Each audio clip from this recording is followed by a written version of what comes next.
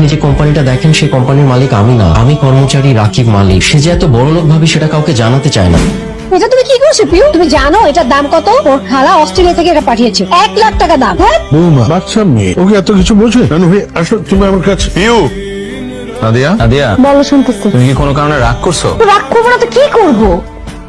হ্যাঁ, ভাইয়া ভাবিরা কি পরিমাণে অপমান করলো সবার সামনে। 4-5 হাজার টাকা দিয়ে তুমি একটা গিফট কিনে দিলা। এই খেলাটা না কিনে একটু দামি খেলা তো কিনে দিতে পারতাম, তাই না? আমি বলছিলাম তোমাকে, না সেটা করলা না। ভাবে ভাই বোনেরা থাকে বিদেশে, সবসময় জুনাতকে দামি দামি গিফট কিনে দেয়, আর আমি তোর ফুপু ফুপু হয়ে আমি কি গিফটটা দিলাম? কথা তো শোনাবেই। ভাইয়া ঠিকই বলছে, সবসময় সামির ভাইয়ের উপর ভরসা করে থাকি, জীবনটাই পার হবে চুলা ঠেলতে ঠেলতে। কি বলতেছো তুমি? কি বলতেছি? শোনো, তুমি একটা কাজ করবা, তুমি বাবাকে বলবা যে তোমাদের গ্রামের একটা জমি আছে, সেই জমিটা বিক্রি করে তোমাকে যাতে কিছু টাকা দেয়, এটা দিয়ে একটা বিজনেস শুরু করো, কিছু একটা করো। কি বিজনেস করবা সেটা যদি তোমার বুদ্ধিতে না আসে, তুমি সামির ভাইকে জিজ্ঞেস করো, তার কাছ থেকে একটা বুদ্ধি নাও। ও সেই বুদ্ধি নিতে তো তোমার আবার কষ্ট হয়ে যাবে, তুমি পারবা না বুদ্ধি নিতে। তাহলে আমি তাকে ফোন দিই, আমি জিজ্ঞেস করি কি বুদ্ধিতে করা যায় বিজনেস। পাগল হয়ে গেছো নাকি? হ্যাঁ পাগল হয়ে গেছি, একদম পাগল হয়ে গেছি।